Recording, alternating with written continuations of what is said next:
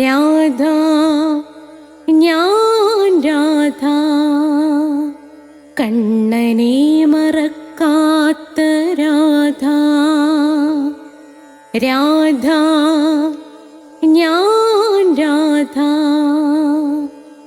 കണ്ണനെ മറക്കാത്ത രാധ. വൃന്ദാവനം നീ മറന്നോ, മധുരയെ നീ മറന്നോ. വൃന്ദാവനം നീ മറന്നോ, മധുരയെ നീ മറന്നോ. രാധയെ നീ മറന്നോ, കണ്ണാ പൈക്കളെ നീ മറന്നോ. രാധയെ നീ മറന്നോ, കണ്ണാ പൈക്കളെ നീ മറന്നോ.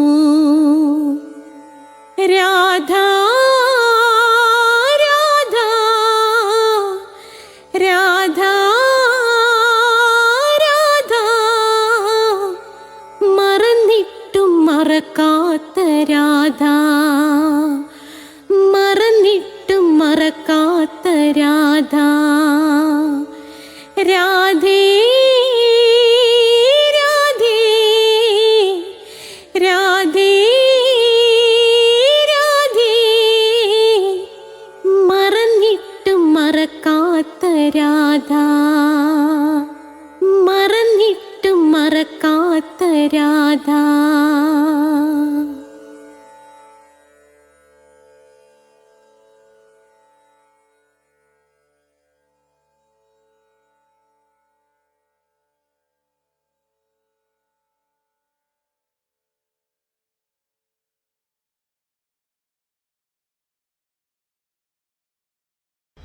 രാധേ രാധേ ഓ രാധേ രാധേ രാധേ രാധേ ഓ രാധേ രാധേ രാധേ രാധേ ഓ രാധേ രാധേ രാധേ രാധേ ഓ രാധേ രാധേ. രാധേ രാധേ എന്ന ചാനലിലേക്ക് നാരായണീയം കേൾക്കാൻ കാത്തിരിക്കുന്ന പ്രേക്ഷകരെ സ്വാഗതം. ഇന്ന് നാരായണീയം നമ്മൾ 4-ാമത്തെ ദശകം 7-ാമത്തെ ശ്ലോകമാണ് ഞാൻ പഠിപ്പിക്കാൻ പോകുന്നത്. അപ്പം നമ്മുടെ 37-ാമത്തെ എപ്പിസോഡാണ്. ഇതിനു മുമ്പുള്ള എപ്പിസോഡുകൾ കാണേണ്ടവര് നമ്മുടെ പ്ലേലിസ്റ്റ് എടുത്താൽ മതി. സബ്സ്ക്രൈബ് ചെയ്തവർക്കെല്ലാം തിങ്കളാഴ്ച 12 മണിക്ക് നാരായണീയൻ ലഭിച്ചിരിക്കും. ചൊവ്വാഴ്ച ദിവസം 12 മണിക്ക് കൃഷ്ണന്റെ കാമുകിയായ രാധയുടെ ജീവിതകഥ ജനനം മുതൽ മരണം വരെ ഉള്ളത് നിരവധി റിസർച്ച് നടത്തിയിട്ടാണ് അവതരിപ്പിക്കുന്നത്. 107 എപ്പിസോഡുകൾ കഴിഞ്ഞു. നിങ്ങൾക്ക് ഇപ്പം തൊട്ട് കാണുക, 107 തൊട്ട് കാണുക. പിന്നെ പ്ലേലിസ്റ്റ് എടുത്ത് സമയം കിട്ടുമ്പോൾ ഒന്നേന്ന് കാണുക. വ്യാഴാഴ്ച അഷ്ടപതിയുടെ ക്ലാസ്സാണ്, അത് നിശ്ചയമായും കേട്ടിരിക്കണേ. അഷ്ടപതി എന്ന് പറയുന്നത് നിങ്ങളുടെ വീട്ടിൽ സാമ്പത്തിക ബുദ്ധിമുട്ടുകളുണ്ടെങ്കിൽ മാറ്റിത്തരുന്നതും, ഭാര്യ ഭർത്താക്കന്മാർ തമ്മിൽ ചേർച്ചക്കുറവുണ്ടെങ്കിൽ മാറ്റിത്തരും, പ്രണയിക്കുന്നവർക്ക് പ്രണയ സാഫല്യത്തിനും ഉത്തമമാണ്. വെള്ളിയാഴ്ചയാണ് മോക്ഷം ആഗ്രഹിക്കുന്നവർക്കുള്ള ധർമ്മപദം. ഇത് കൂടാതെ സ്പോക്കൺ ഇംഗ്ലീഷിൻ്റെ ക്ലാസ് ഉണ്ട്. ഇംഗ്ലീഷ് സംസാരിക്കാൻ ആഗ്രഹിക്കുന്നവർ അത് കാണുക. ജ്യോതിഷമുണ്ട്, ഓരോ മാസത്തിൽ ജനിച്ചവരുടെ ഫലം, നക്ഷത്രത്തിൽ ജനിച്ചവരുടെ ഫലം കൊടുത്തിട്ടുണ്ട്. നിങ്ങൾക്ക് എന്തെങ്കിലും ജ്യോതിഷപരമായ സംശയം ഉണ്ടെങ്കിൽ എൻ്റെ നമ്പർ ഡിസ്ക്രിപ്ഷൻ ബോക്സിൽ കൊടുത്തിട്ടുണ്ട്, എന്നെ വിളിച്ചാൽ മതി. 9645333999 എന്നതാണ്. പിന്നെ ഇതിനകത്ത് അഷ്ടാവക്ര ഗീത എടുത്ത് നിങ്ങൾ കേൾക്കണം, വളരെ നല്ലതാണത്. അതേ കണക്ക് തന്നെ ഹിന്ദുക്കൾ അറിയേണ്ടവയുണ്ട്. പിന്നെ ഒരിടത്തൊരിടത്തൊരു അച്ഛനുണ്ടായിരുന്നു എന്ന വീഡിയോ നിങ്ങൾ നിർബന്ധമായും കണ്ടിരിക്കണം. അതേ കണക്ക് തന്നെ ഹേയ് അച്ഛാ പ്ലീസ് മകളെ ഒന്ന് കെട്ടിപ്പിടിക്കൂ, അതും നിങ്ങൾ നിർബന്ധമായും കണ്ടിരിക്കേണ്ടതാണ്. അപ്പോൾ നമ്മളെ സംബന്ധിച്ചിടത്തോളം നമുക്ക് ആരംഭിക്കാം. ഓം രാധായേ സ്വാഹ. രാധേ രാധേ ഓ രാധേ രാധേ രാധേ രാധേ ഓ രാധേ രാധേ രാധേ രാധേ ഓ രാധേ രാധേ രാധേ രാധേ ഓ രാധേ രാധേ രാധേ രാധേ ഓ രാധേ രാധേ രാധേ രാധേ ഓ രാധേ രാധേ. बरसाने वाली राधा रानी की जय. എൻ്റെ മാതാവ് രാധാറാണിക്ക് ജയ്. എനിക്ക് സർവൈശ്വര്യങ്ങളും വാരിക്കോരി തരുന്ന എൻ്റെ പൊന്നു രാധാറാണി അമ്മക്ക് ജയ്. എനിക്ക് രോഗങ്ങൾ വരാതെ കാത്തുരക്ഷിക്കുന്ന രാധാറാണി അമ്മക്ക് ജയ്. എന്നെ സർവ്വ പാപങ്ങളിൽ നിന്നും മോചിപ്പിച്ചു തരുന്ന രാധാറാണി അമ്മക്ക് ജയ്. അപ്പോൾ നമുക്ക് ഇന്നത്തെ ശ്ലോകം നമുക്ക് പാടിത്തരുന്നത് നിങ്ങൾക്ക് പ്രിയങ്കരിയായി മാറിയ കൃഷ്ണശ്രീയാണ്. കൃഷ്ണശ്രീ ആ 7ാമത്തെ ശ്ലോകം പാടുന്നത് നിങ്ങൾ കേട്ടുകൊള്ളൂ. കൃഷ്ണശ്രീയുടെ നമ്പർ എൻ്റെ ഡിസ്ക്രിപ്ഷൻ ബോക്സിനകത്തുണ്ട്. അസാമാന്യമായ കലാകാരി, ഓൺലൈനിലൂടെ സംഗീതം പഠിപ്പിക്കുന്നു. നിരവധി വിദേശ രാജ്യങ്ങളിലുള്ളവർ കൃഷ്ണശ്രീയുടെ അടുത്ത് പഠിക്കുന്നുണ്ട്. നിങ്ങൾക്ക് വേണമെങ്കിൽ കൃഷ്ണശ്രീയെ സമീപിച്ചോളൂ. അപ്പൊ നമ്മുടെ കൃഷ്ണശ്രീ ഇതാ പാടുകയാണ്. തത്സമാസ്വദനരൂപിണീം സ്ഥിതിം ത്വത്സമാധിമയി വിശ്വനായക ആശ്രിതാ പുനരഥ പരിച്യുത ഭാരഭേ മഹി ച ധാരണാദികം. നിങ്ങളത് കൃഷ്ണശ്രീ പാടിയത് കേട്ടല്ലോ, കേട്ടുകൊള്ളൂ. തൽസമാസ്വദന രൂപിണീം സ്ഥിതിം ത്വൽസമാധിമയി വിശ്വനായക ആശ്രിത പുനരഥ പരിച്യുത വാരഭേമഹി ച ധാരണാദികം. അർത്ഥം എഴുതിക്കോ. തൽസമാസ്വദന രൂപിണീം. ആ വരി മൊത്തം എഴുതിക്കോ. തൽസമാസ്വദന രൂപിണീം. എന്നിട്ട് അത് പിരിച്ചെടുത്ത് തത് അധികം സമാസ്വദന അധികം രൂപിണീം. പിരിച്ചെഴുതുന്നതാണ്. തത് അധികം സമാസ്വദന അധികം രൂപിണീം. ഇനി അർത്ഥം എഴുതിക്കോ. അത് ശുദ്ധ ബ്രഹ്മരൂപമായ എന്നാണ് അർത്ഥം. അത് ശുദ്ധ ബ്രഹ്മരൂപമായ. അടുത്ത വാക്ക് സ്ഥിതിം. സമ വിട്ടിട്ട് അർത്ഥം എഴുത്. സ്ഥിതിയായ, സ്ഥിതി ചെയ്യുന്ന. ഇനി ത്വൽ സമാധിമയി. അർത്ഥം എഴുത്. ത്വൽ സമാധിമയി. പിരിച്ചെഴുതിക്കോ. ത്വത് അധികം സമാധിം അയി. ഭഗവാനിൽ ഉറച്ച സമാധിയെ. അടുത്ത അതാണ് ത്വൽ സമാധിമയി. പിരിച്ചെഴുത്. ത്വത് അധികം, തക്കാളിയുടെ ത്വത് അധികം സമാധിം അയി. അർത്ഥം ഭഗവാനിൽ ഉറച്ച സമാധിയെ. വിശ്വനായക. അർത്ഥം ലോകത്തിന്റെ അധിപനെ. വിശ്വനായക, ലോകത്തിന്റെ അധിപനെ. ആശ്രിത. അർത്ഥം ആശ്രയിച്ചവരായിട്ട്. ആശ്രിത, ആശ്രയിച്ചവരായിട്ട്. പുനരത. പിരിച്ചെഴുത്. പുന അധികം അധ. വീണ്ടും അതിൽ നിന്ന്. പുനരത, വീണ്ടും അതിൽ നിന്ന്. പരിച്യുത. പരിച്യുത തെറ്റിപ്പോകുമ്പോൾ. പരിച്യുത തെറ്റിപ്പോകുമ്പോൾ. ആരഭമേഹി. ആരഭമേഹി. അർത്ഥം ആരംഭിച്ചു കൊള്ളാം. പുസ്തകത്തിൽ കിടക്കുന്നത് വാരഭമേഹി. അത് ആ അവസാനിക്കുന്ന വാക്കും ഇപ്പുറത്തെ വാക്കും ചേർത്തെഴുതുമ്പം വരുന്നതാണ്. നിങ്ങൾ അർത്ഥം എഴുതേണ്ടത് ആരഭമേഹി. അർത്ഥം ആരംഭിച്ചു കൊള്ളാം. ധാരണാധികം. ധാരണാധികം. അർത്ഥം വീണ്ടും ധാരണകളെ. ധാരണാധികം, വീണ്ടും ധാരണകളെ. അപ്പൊ ഇതിന്റെ അർത്ഥം എന്താണ്? അല്ലയോ ജഗൽപ്രഭോ, ഭഗവാനെ ശ്രീകൃഷ്ണ ഗുരുവായൂരപ്പ, ശുദ്ധ ബ്രഹ്മസ്വരൂപമാണ് ഭഗവാൻ ശ്രീകൃഷ്ണൻ. ഇതിന്റെ മൊത്തത്തിലുള്ള അർത്ഥമാണ് ഭഗവാൻ ശ്രീകൃഷ്ണൻ എന്ന് പറയുന്നത് ശുദ്ധമായ ബ്രഹ്മത്തിന്റെ സ്വരൂപമാണ്. അങ്ങനെയുള്ള കൃഷ്ണനില് നിങ്ങളുടെ മനസ്സ് ഉറച്ചു കഴിഞ്ഞാൽ ബ്രഹ്മാനന്ദം എന്ന് ഋഷിമാര് പറയുന്ന ആനന്ദമുണ്ടല്ലോ, അതെന്താണെന്ന് നിങ്ങൾക്ക് അറിയാൻ പറ്റും. ആ ആനന്ദം ഭഗവാനെ ഞങ്ങളങ്ങ് നുകരും.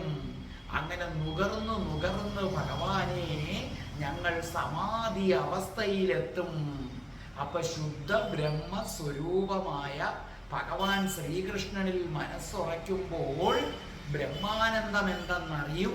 പരമാനന്ദത്തിൽ മുഴുകി നമ്മൾ എവിടെ എത്തും? സമാധി എന്ന അവസ്ഥയിലെത്തും. പക്ഷെ അങ്ങനെ സമാധി എന്ന അവസ്ഥയിലെത്തിയാലും ചിലപ്പം നമ്മൾ അതിൽ നിന്ന് തെറ്റിപ്പോകാൻ ഇടയുണ്ട്. സമാധി എന്ന അവസ്ഥയിൽ എത്തിയവർ പോലും അതിൽ നിന്ന് തെറ്റിപ്പോകാൻ ഇടയുണ്ട്. അങ്ങനെ വന്നാൽ ഞങ്ങള് ധാരണ എന്ന യോഗശാസ്ത്രത്തിലെ യോഗസൂത്രത്തിലെ വിധിപ്രകാരം വീണ്ടും ഞങ്ങൾ ഒന്നേന്ന് തുടങ്ങി സമാധി അവസ്ഥയെ പ്രാപിച്ചു കൊള്ളാം ഭഗവാനെ. അപ്പൊ ആശയം മനസ്സിലായല്ലോ. ശരിക്കും ശുദ്ധ ബ്രഹ്മ സ്വരൂപമാണ് ശ്രീകൃഷ്ണൻ. ആ ബ്രഹ്മം മനുഷ്യ രൂപം പൂണ്ടതാണ് ശ്രീകൃഷ്ണൻ. അപ്പൊ കവി പറയുന്നു, അല്ലയോ ശ്രീകൃഷ്ണ, അങ്ങനെയുള്ള അങ്ങയില് മനസ്സ് ഉറച്ചു കഴിയുന്നതോടുകൂടി ഞങ്ങൾ ബ്രഹ്മാനന്ദമെന്നറിഞ്ഞ് സമാധി അവസ്ഥയിലെത്തും. പക്ഷെ നമ്മൾ എത്ര മിടുക്കരാണെങ്കിലും സമാധി അവസ്ഥയിലെത്തിയാലും ചിലപ്പം നമ്മൾ വഴിതെറ്റിപ്പോകാൻ ഇടയുണ്ട്. ആ സമാധി അവസ്ഥയിൽ നിന്ന് തെന്നി വീണ്ടും പുറപ്പെട്ടിടത്തേക്ക് തന്നെ നമ്മൾ വീണു പോകാൻ സാധ്യതയുണ്ട്. വിഷമിക്കണ്ട. ഞങ്ങൾ ധാരണ എന്ന യോഗസൂത്രത്തില്, അതൊക്കെ എന്താന്ന് പറഞ്ഞുതരാം, യോഗസൂത്രത്തിലെ വിധിപ്രകാരം ഞങ്ങൾ ഒന്നേന്ന് വീണ്ടും ആരംഭിച്ച് ആ സമാധി അവസ്ഥയിൽ എത്തിക്കൊള്ളാം ഭഗവാനെ കൃഷ്ണ. ഇതാണ് ഒന്നാമത്തെ ഏഴാമത്തെ ശ്ലോകത്തിന്റെ മൊത്തത്തിലുള്ള അർത്ഥം. ഇനി നമുക്ക് ഒന്നാമത്തെ വരി ഒന്ന് കീറി മുറിച്ചു പരിശോധിക്കാം. എന്താ ഒന്നാമത്തെ വരി? തൽ സമാസ്വദന രൂപിണീം സ്ഥിതിയും, അല്ലേ?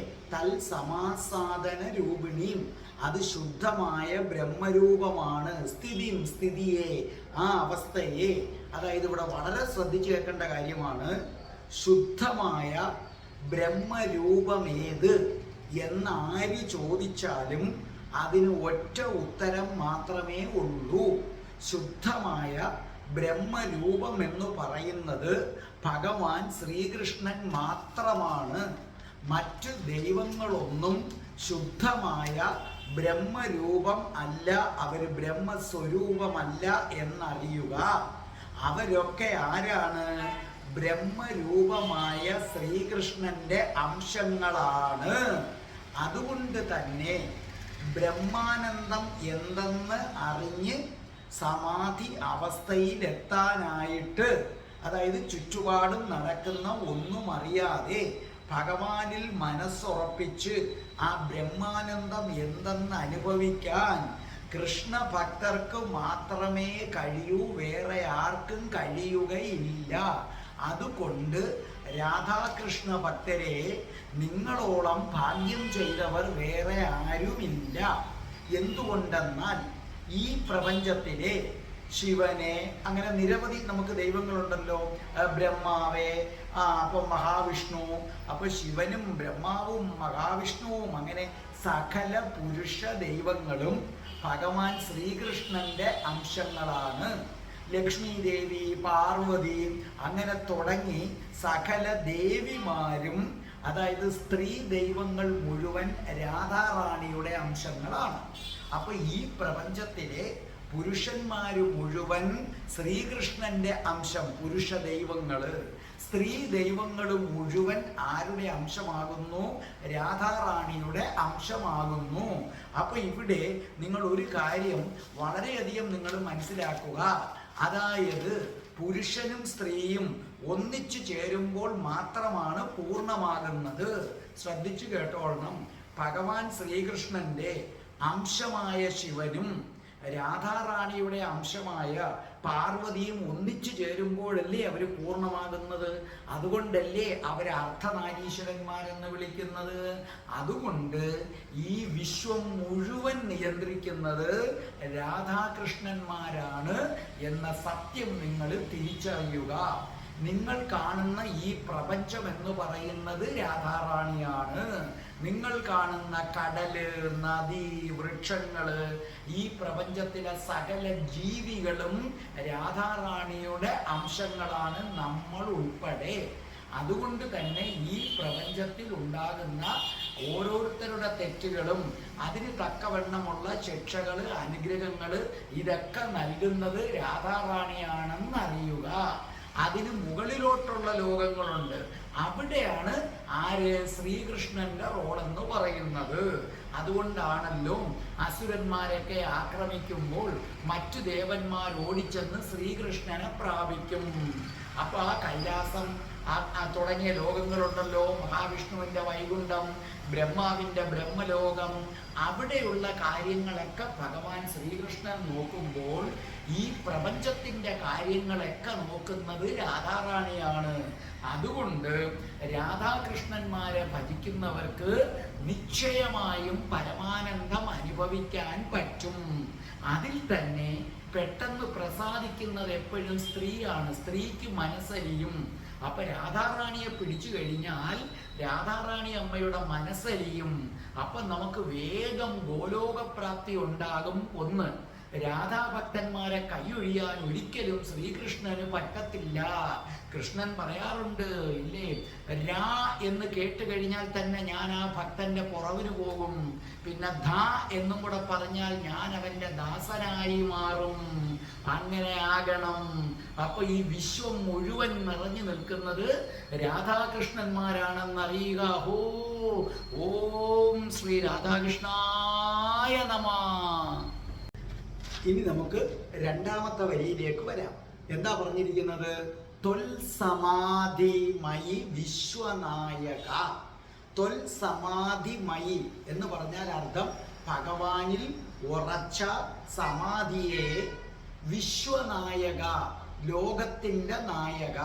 ഇത് നമ്മൾ നേരത്തെ പറഞ്ഞ വരിയുടെ സെയിം ആവർത്തനം തന്നെയാണ്. അതായത് ഈ വിശ്വത്തിന്റെ അധിപനാര്, ഈ വിശ്വം സൃഷ്ടിച്ചതാര്, ഈ വിശ്വത്തെ നിയന്ത്രിക്കുന്നതാര്, ആരിൽ നിന്നാണ് ഈ വിശ്വത്തിലെ സകല ജീവജാലങ്ങളും ജന്മം കൊണ്ടത്, അതിനെല്ലാം ഒരേ ഒരു ഉത്തരമേ ഉള്ളൂ, അത് രാധാകൃഷ്ണന്മാരാണ്. അപ്പൊ ഈ പ്രപഞ്ചത്തെ സംബന്ധിച്ചിടത്തോളം പ്രപഞ്ചം വന്നത് രാധാകൃഷ്ണന്മാരിൽ നിന്നാണ്. ഞാൻ കഴിഞ്ഞ വരിയിൽ പറഞ്ഞിരിക്കുന്ന അതേ തത്വം, സകല പുരുഷ ദൈവങ്ങളും കൃഷ്ണന്റെ അംശം, സകല സ്ത്രീ ദൈവങ്ങളും ആരുടെ അംശമാണ്? രാധാറാണിയുടെ അംശമാണ്. അപ്പോൾ അതുകൊണ്ട് ഈ പ്രപഞ്ചത്തിന്റെ വിശ്വനായകൻ ആരെന്ന് ചോദിച്ചാൽ ശ്രീകൃഷ്ണനും, വിശ്വനായിക ആരെന്ന് ചോദിച്ചാൽ രാധാറാണിയുമാണ്. ഇവിടെ വിശ്വനായിക കൂടിച്ചേർന്നാലേ വിശ്വനായകൻ എന്തെങ്കിലും ചെയ്യാൻ പറ്റൂ. രാധാറാണി ഇല്ലാതെ ശ്രീകൃഷ്ണൻ ഒന്നും ചെയ്യാൻ പറ്റില്ല. ഏതുപോലെ പാർവതി ഇല്ലാതെ ശിവന് പറ്റാത്തതുപോലെ. നമുക്കറിയാമല്ലോ, ശങ്കരാചാര്യ സ്വാമികൾ പാർവതീ ദേവിയെ ആരാധിക്കില്ല. ഞാൻ ശിവഭക്തനാണ്, ശിവൻ മാത്രം മതി എന്ന് പറഞ്ഞ് നടക്കും. അങ്ങനെ വന്നപ്പോൾ ഒരു ദിവസം അദ്ദേഹം നടന്നു വന്നപ്പോൾ സ്തംഭിച്ച് നിൽക്കുകയാണ്, പിന്നെ ചലിക്കാൻ പറ്റുന്നില്ല. അപ്പൊ അദ്ദേഹം ശിവഭഗവാനെ വിളിച്ചു. അപ്പൊ ശിവഭഗവാൻ പറഞ്ഞു, എനിക്കെന്താ ചെയ്യാൻ പറ്റും? എനിക്കൊന്നും ചെയ്യാൻ പറ്റത്തില്ല, കാരണം പാർവതി കൂടിച്ചേർന്നാലേ എനിക്ക് ശക്തിയുള്ളൂ. അങ്ങനെ അവിടെ നിന്നുകൊണ്ട് പ്രപഞ്ച സത്യം എന്തെന്ന് ശങ്കരാചാര്യ സ്വാമികൾ മനസ്സിലാക്കുന്നു. ഈ പ്രപഞ്ചത്തിൽ സ്ത്രീയാണ് ഏറ്റവും വലുത്. പുരുഷനേക്കാൾ വലുത് സ്ത്രീയാണ്. ഭർത്താവിനേക്കാൾ വലുത് ഭാര്യ തന്നെയാണ്. അതുകൊണ്ടാണ് ബ്രാഹ്മിൺസൊക്കെ ബ്രാഹ്മണ സ്ത്രീയുടെ പാദ പൂജ ചെയ്യുന്നത്, പാദം കഴുകി വെള്ളം ശിരസിൽ തളിക്കുന്നത്, നാരീ പൂജ എന്ന് പറയുന്നത് അതുകൊണ്ടാണ്. അപ്പോൾ അവിടെ നിന്നുകൊണ്ട് ശങ്കരാചാര്യര് സത്യം മനസ്സിലാക്കി പാർവതീ ദേവിയെ സ്തുതിച്ചുകൊണ്ടൊരു ശ്ലോകം എഴുതി. അതാണ് സൗന്ദര്യലഹരി എന്ന പേരിൽ പ്രശസ്തമായത്. അതുപോലെ വിശ്വനായക, വിശ്വനായകൻ ശ്രീകൃഷ്ണനാണ്, വിശ്വനായിക രാധ. അവരെ മനസ്സിൽ ഉറപ്പിക്കുന്നവർക്ക് നിശ്ചയമായും മോക്ഷപ്രാപ്തി, പരമാനന്ദം, ബ്രഹ്മത്തിന്റെ ആനന്ദം, ബ്രഹ്മാനന്ദം അനുഭവിക്കാൻ കഴിയും. നിങ്ങൾക്കും കഴിയട്ടെ. ഇനി നമുക്ക് മൂന്നാമത്തെ വരിയിലേക്ക് വരാം. എന്താണ് മൂന്നാമത്തെ വരി? ആശ്രിത പുനരത പരിച്യുത. ആശ്രിത, ആശ്രയിച്ചവരായിട്ട്. ആരെ? ഭഗവാൻ ശ്രീകൃഷ്ണനെ ആശ്രയിച്ചവരായിട്ട്. പുനരത എന്ന് പറഞ്ഞാൽ എന്താണ്? വീണ്ടും അതിൽ നിന്ന് പരിച്യുത. പരിച്യുത തെറ്റിപ്പോകും. ഭഗവാനെ ആശ്രയിക്കും, വീണ്ടും അതിൽ നിന്ന് തെറ്റിപ്പോകും. അപ്പൊ മൂന്നാമത്തെ വരി പറയുന്നത് എന്താണ്? ഭഗവാനിൽ നമുക്കങ്ങ് ഭക്തി ഉറയ്ക്കും, ശ്രീകൃഷ്ണനിൽ നമുക്കങ്ങ് ഭക്തി ഉറയ്ക്കും. പക്ഷേ മായയാൽ വീണ്ടും നമ്മൾ വഴിതെറ്റിപ്പോകാം. അതായത് നിർവികൽപ്പ സമാധി. ആ നിർവികൽപ്പ സമാധിയിലെത്തിയാൽ പോലും ഇന്ദ്രിയങ്ങൾ നമ്മളെ വിഷയസുഖത്തിലേക്ക് വലിച്ചു കൊണ്ടുപോകാം. അപ്പൊ നിങ്ങൾ ഒരിക്കലും കരുതരുത് ഒരു സമാധി അവസ്ഥ എത്തിക്കഴിയുമ്പോൾ എല്ലാം ശരിയായെന്ന്. ഇല്ല. ആ സമാധി അവസ്ഥയിൽ എത്തിയ ആള് പോലും ചിലപ്പോൾ വഴിതെറ്റിപ്പോകാം. നമുക്കെല്ലാം അറിയാവുന്ന ആളാണ് സാക്ഷാൽ വിശ്വാമിത്രൻ, അല്ലെ? 7 ബ്രഹ്മർഷിമാരിൽ ഒരാളാണ്. നമ്മുടെ ഗായത്രി മന്ത്രത്തിന്റെ ഉപജ്ഞാതാവാണ്.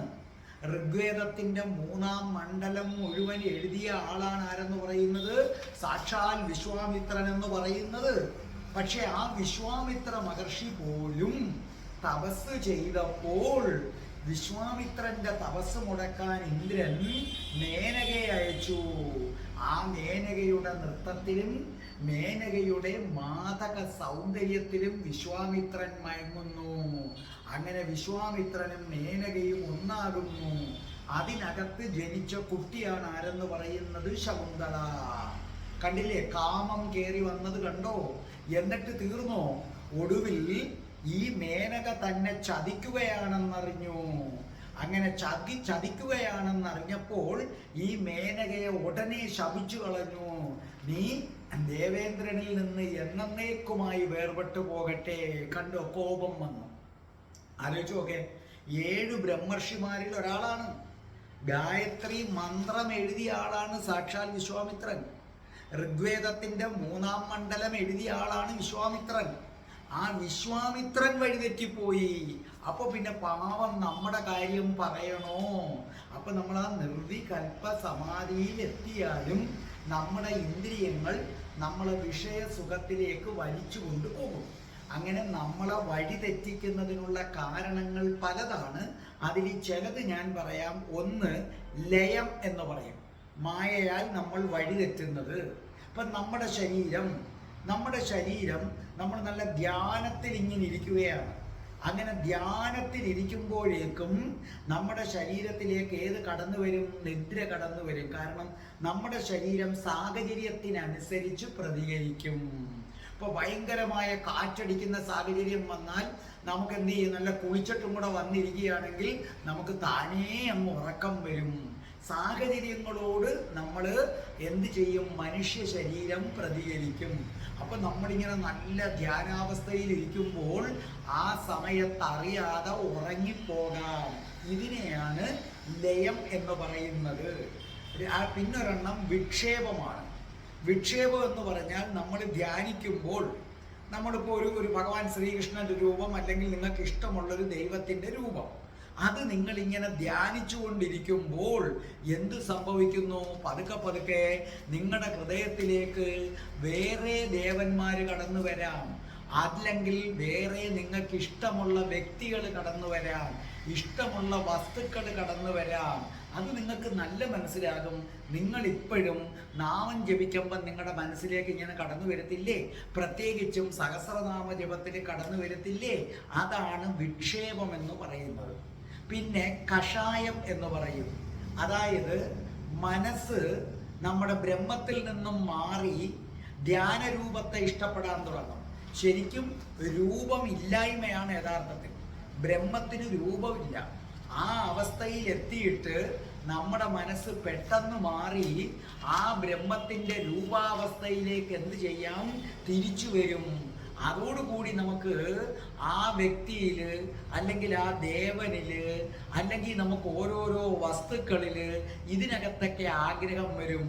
പതുക്കെ പതുക്കെ നമുക്ക് അപ്പൊ നമുക്കറിയാതെ ചില വ്യക്തികളോട് ഇഷ്ടം തോന്നും, അവരെ കിട്ടിയെങ്കിലെന്ന് തോന്നും. വിശ്വാമിത്രൻ അതാ സംഭവിച്ചത്. സാക്ഷാൽ മേനക വന്ന് നൃത്തം ചവിട്ടിയപ്പോഴത്തേക്കും മേനകയെ കിട്ടിയാൽ കൊള്ളാമെന്നൊരാഗ്രഹം പോയി. അപ്പൊ ധ്യാനിക്കുമ്പം തന്നെ നമ്മുടെ മനസ്സ് ഇങ്ങനെ ഓടി നടക്കും. നിങ്ങൾക്ക് മന്ത്രം ചൊല്ലുമ്പോൾ ഓടി നടക്കത്തില്ലേ മനസ്സ്? അതിനെയാണ് കഷായം എന്ന് പറയുന്നത്. പിന്നെ രസാസ്വാദം, അതായത് ഭഗവാന്റെ ലീലകളിലേക്ക് നമ്മൾ മനസ്സിനെ കൊണ്ടുവരും. അങ്ങനെ വ്യാപിക്കുമ്പോൾ ഭഗവാന്റെ ലീലകൾ മനസ്സിൽ കടന്നു വരുമ്പോൾ തന്നെ നമ്മൾ അറിയാതെ ലൗകിക കാര്യങ്ങൾ പോലും, ഇപ്പൊ ഗോപികമാരുമായി നൃത്തമാടുന്നതൊക്കെ ഓർമ്മ വരുമ്പോൾ അറിയാതെ നമുക്ക് ചിലപ്പോൾ നമ്മുടെ മനസ്സിലേക്ക് നമുക്കിഷ്ടപ്പെട്ട ചില സ്ത്രീകളോ മറ്റുള്ളവരോ ഒക്കെ കടന്നു വരാം.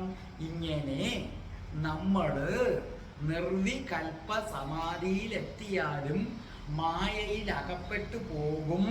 അങ്ങനെ അകപ്പെടാതെ സൂക്ഷിക്കണം എന്നാണ് പറയുന്നത്. അങ്ങനെ അകപ്പെടാൻ സാധ്യതയുണ്ട്. ബ്രഹ്മർഷിയായ വിശ്വാമിത്രൻ അകപ്പെട്ടെങ്കിൽ പിന്നെ നമ്മുടെ കാര്യം പറയണോ? ഇതാണ് മൂന്നാമത്തെ വരിയിൽ പറഞ്ഞത്. ഇനി നമുക്ക് നാലാമത്തെ വരിയിലേക്ക് വരാം. എന്താ പറഞ്ഞിരിക്കുന്ന? വാരഭേമഹിച്ച ധാരണാധികം. വാരം എന്ന് പറഞ്ഞാൽ അത് ആയാണ്. ആരഭേ മറ്റേ വാക്കുമായി ചേരുമ്പോഴാണ് വാ വരുന്നത്. ആരഭമേഹി, ആരംഭിച്ചു കൊള്ളാം ഭഗവാനെ. ധാരണാധികം, വീണ്ടും ധാരണകളെ.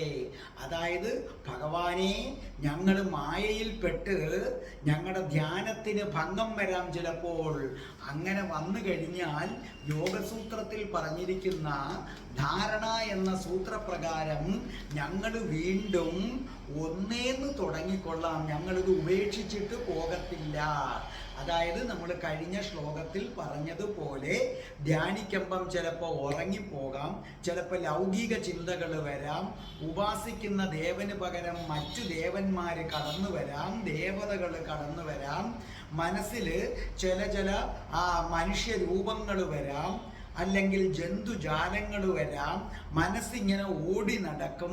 അങ്ങനെ ഓടി നടക്കുമ്പോൾ ഞങ്ങൾ നിരാശരായിട്ട് അവിടെ വെച്ച് ആ പരിശ്രമം ഞങ്ങൾ എന്ത് ചെയ്യില്ല, ഉപേക്ഷിക്കത്തില്ല. വീണ്ടും ഞങ്ങൾ ഒന്നേന്ന് തുടങ്ങും. കാരണം വലിയ വലിയ കാര്യങ്ങൾ അത്ര എളുപ്പത്തിൽ ലഭിക്കത്തില്ല എന്ന് ഞങ്ങൾക്കറിയാം ഭഗവാനെ. അതിനെന്തു വേണം? കഠിനമായ പ്രവർത്തനം വേണം. കഠിനമായ പ്രയത്നമില്ലെങ്കിൽ വലിയ കാര്യങ്ങൾ കിട്ടത്തില്ല. അപ്പൊ അതുകൊണ്ട് ഭഗവാനെ, ശ്രീകൃഷ്ണ, ഞങ്ങൾ മായയിൽപ്പെട്ട് ഞങ്ങൾ അറിയാതെ മനസ്സ് വഴിതെറ്റിപ്പോയാലും ഞങ്ങൾ എന്തു ചെയ്യും? ഒന്നേന്നാരംഭിക്കും. അങ്ങനെ ഒന്നേന്നാരംഭിച്ച് ഞങ്ങൾ വീണ്ടും ഭഗവാന്റെ രൂപം കണ്ട് രൂപമില്ലായ്മ എന്ന് പറയുന്ന ബ്രഹ്മത്തിലെത്തും. ഞാൻ മുമ്പ് പറഞ്ഞിട്ടുള്ളത് പോലെ ഐസാണ് ഭഗവാന്റെ രൂപം. ആ ഐസ് കട്ടയെ നോക്കിയിരിക്കുമ്പോൾ അത് ഉരുകി ഉരുകി വെള്ളമായി മാറും. അങ്ങനെ ഭഗവാനെ, അങ്ങയുടെ രൂപത്തിൽ നിന്നും മാറി ഈ പ്രപഞ്ചം മുഴുവൻ നിറഞ്ഞു നിൽക്കുന്ന അങ്ങയുടെ ജ്യോതിസ്, ആ പ്രകാശം, അതിൻ്റെ പേരാണ് ബ്രഹ്മം. അത് കണ്ടു കഴിയുന്നതോടുകൂടി ഭഗവാനും ഭക്തനും ഒന്നായി മാറുന്നു. പിന്നെ ഭഗവാനുമില്ല, ഭക്തനുമില്ല, ഉള്ളതൊന്നു മാത്രം ബ്രഹ്മം, പരബ്രഹ്മം. അതിലേക്ക് എത്തുന്നതിന് വേണ്ടി രാധേ രാധേ ചാനൽ കാണുന്നവരെ, നിങ്ങൾ നിങ്ങളുടെ ഹൃദയത്തിൽ സാക്ഷാൽ നാരായണനെ പ്രതിഷ്ഠിക്കൂ. ഓർക്കുക, നാരായണന ഐസാണ്. നാരായണനെ ഭജിക്കുന്നതിനനുസരിച്ച് നാരായണൻ ഉരുകി ഉരുകി വരും. ഒടുവിൽ പ്രപഞ്ചം മുഴുവൻ നിറഞ്ഞു നിൽക്കുന്ന പ്രകാശമാകും. അതോടെ നിങ്ങളും നാരായണനും ഒന്നായി, നാരായണനും ഭക്തനും ഒന്നായി മാറുന്നു. അതെ, മനുഷ്യൻ ഈശ്വരനായി മാറുന്ന അപൂർവ കാഴ്ച, മനുഷ്യൻ ഈശ്വരനായി മാറുന്ന അപൂർവ കാഴ്ച.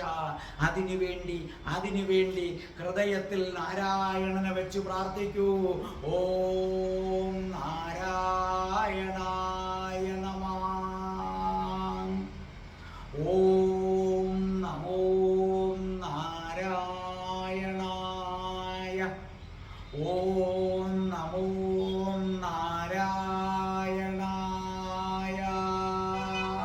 രാധേ രാധേ ഓ രാധേ രാധേ രാധേ രാധേ ഓ രാധേ രാധേ രാധേ രാധേ ഓ രാധേ രാധേ രാധേ രാധേ ഓ രാധേ രാധേ രാധേ രാധേ ഓ രാധേ രാധേ രാധേ രാധേ ഓ രാധേ രാധേ.